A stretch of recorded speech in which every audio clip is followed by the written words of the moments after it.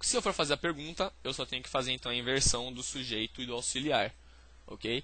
Então, can I study? Com detalhe também para a junção do som do can com o I, né? Então, can I study? Can you work? Can he drink? Can she eat?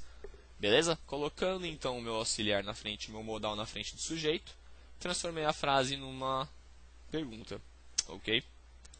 Falando um pouco do should, então, tá? O should, até a tradução para o should seria deveria, poderia, conseguiria, ok? O should dá a ideia de um conselho, tá? Então, o should é quando você passa alguma informação para alguém que poderia ser útil. Quando você está querendo dar uma sugestão para alguém, um conselho para alguém, ajudar alguém. Geralmente isso aqui é o que um amigo, quando você tiver algum problema, se você for comentar com ele, provavelmente ele vai dar uma solução começando com o should. Então, você deveria fazer isso, você deveria fazer aquilo, tá? Então, é uma sugestão, ok? O should também é um modal, ele é um auxiliar, então, tá? Alguns exemplos aqui, então, de frases, por exemplo, I should study, eu deveria estudar. He should work, ele deveria trabalhar. They should drink, eles deveriam beber. She should eat, ela deveria comer, ok? A negativa, então, do should, eu vou colocar o not depois do should, certo? Porque é o not que vai indicar que a frase é uma negativa. E eu posso juntar esse not com o meu should, tá? Então eu vou ter o shouldn't, uma palavra muito bonita, né? Shouldn't. O shouldn't é a negativa do should. Então, I shouldn't study, he shouldn't work, they shouldn't drink, she shouldn't eat. Beleza? Lembrando então que eu não preciso colocar S nas terceiras pessoas, né, do he, no she, no it. E sempre tentando juntar os sons quando possível também. Ok? Para fazer a pergunta, eu tenho que fazer a inversão do sujeito e do verbo, do sujeito do auxiliar no caso, né? Então, should you study? Should he work? Should they drink? Should she eat?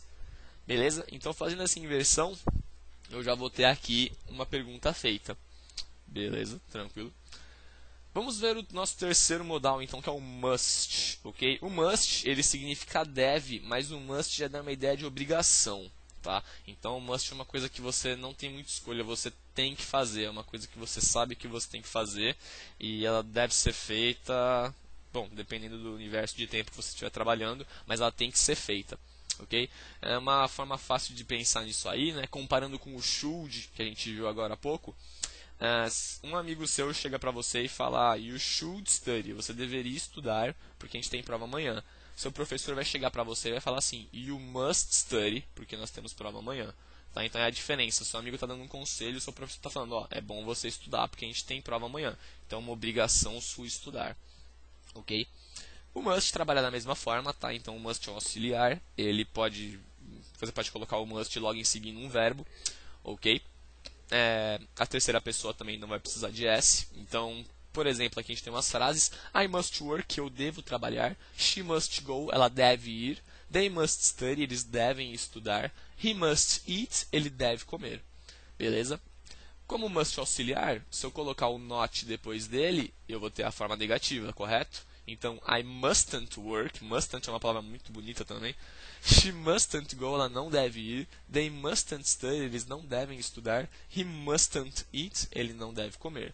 Se ficar difícil para falar o mustn't, faz essa forma negativa separada. I must not work, she must not go. Beleza? É um pouco mais simples. Para fazer a pergunta, eu faço a inversão do auxiliar com o sujeito, certo? Então, must work, você deve trabalhar. Must she go, ela deve ir. Must they study, eles têm que estudar. Eles devem estudar, né? Must he eat, ele deve comer. O must, de certa forma, ele pode ser comparado com a expressão have to, tá? Quando você tem que fazer alguma coisa. I have to study, I must study. É uma forma similar, é um sinônimo, tá? Para ajudar a decorar. De certa forma fica um pouco mais claro também. Beleza? E então nós temos o could. O could é o nosso quarto modal, é o penúltimo também. Ele significa se eu pudesse fazer alguma coisa, tá? Ele é como se fosse o can e o may, só que dando uma ideia de passado, tá? Então, vamos pegar uns exemplos aqui para ficar visualizar um pouco melhor. Então, I could study, eu poderia estudar. He could work, ele poderia trabalhar. They could go, eles podiam ir. She could drink, ela podia beber. Então, o que acontece? No passado, nós tínhamos condições, nós tínhamos recursos, nós tínhamos oportunidade de fazer tudo isso aqui, tá?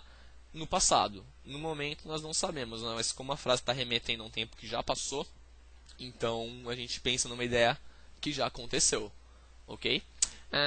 A forma negativa, então, o could é auxiliar. Se eu colocar o not, então, eu vou ter a forma negativa dele, beleza? Que é o couldn't. Então, I couldn't study, he couldn't work, they couldn't go, she couldn't drink. Eu não pude estudar, ele não pôde trabalhar, eles não puderam ir, ela não pôde beber, beleza? Fazendo a inversão sujeito e auxiliar, eu vou ter o could you study, could he work, could they go, could she drink. Então, eu vou ter as minhas perguntas aí com o could na frente, ok? Nós temos também o would, então, tá? Que é o último dos modais. O would é o faria, só que o would ele dá uma ideia mais para frente, ele dá uma ideia de futuro, ok? Se você quiser pegar a grosso modo aí, eu tô até comparando, o would é como se fosse um will, só que sem certeza, tá? O will, na verdade, já é um modal que trabalha sem certeza. Mas o would, ele trabalha em cima de suposições. Então, é uma coisa que você faria se você tivesse as condições, que aconteceria se as condições permitissem, se você tivesse recurso. Então, um poder, só que no futuro, tá? Por exemplo, pegando umas frases, I would go, eu iria. She would work, ela trabalharia. They would study, eles estudariam. He would eat, ele comeria. Então são os irias no final. Comeria, beberia, faria, trabalharia. O iria no final dos verbos em português, tá? Como o would é auxiliar, se eu for fazer a negativa eu coloco not depois dele. Então, I wouldn't go, she wouldn't work, they wouldn't study, he wouldn't eat. Tá? Então, também todos remetem à ideia de futuro, só que numa negação. Como é pergunta, para fazer a pergunta na verdade, eu faço a inversão do auxiliar e do sujeito. E eu vou ter minha forma interrogativa pronta. Então, would you go? Would she work? Would they study? Would he eat? Então, vocês iriam? Ela trabalharia? Eles estudariam? Ele comeria? Tá? Então, também remetendo ao futuro, só que naquela coisa de incerteza. Tá? Se as situações permitirem, se a situação permitir, ou uma coisa que você faria no futuro. Então, lembrando que é como se você se iria no final dos verbos em português. Ok? Pessoal, era isso que eu queria passar hoje. Na verdade, hoje a aula é um pouquinho pesada, né? Colocando todos esses modais juntos. Só que os modais eles são de extrema importância para quando você for montar uma frase em inglês. Tá? Eu digo até que se você souber as gramáticas que a gente viu até agora, mais os modais, você tem base suficiente para praticamente se comunicar com qualquer coisa que você quiser no inglês. Lógico, o que falta acrescentar aí, agregar é o vocabulário, mas o vocabulário é uma coisa que você aprende com o passar do tempo, com a experiência, lendo bastante, escrevendo bastante principalmente, tá? Então, os modais são sim uma forma muito importante aí de se comunicar em qualquer idioma, não só no inglês, tá? Então eles merecem uma atenção mais do que especial aí, ok? A mecânica deles é muito mais simples, né? Não tem conjugação de verbo, é um auxiliar que você coloca e você praticamente joga as palavras na ordem correta, né? Porque ele não precisa de muitas ligações entre um e outro, ok? Mas um modo de se comunicar muito importante. Beleza, pessoal? Então era isso aí para a aula de hoje. Um abraço, até a próxima.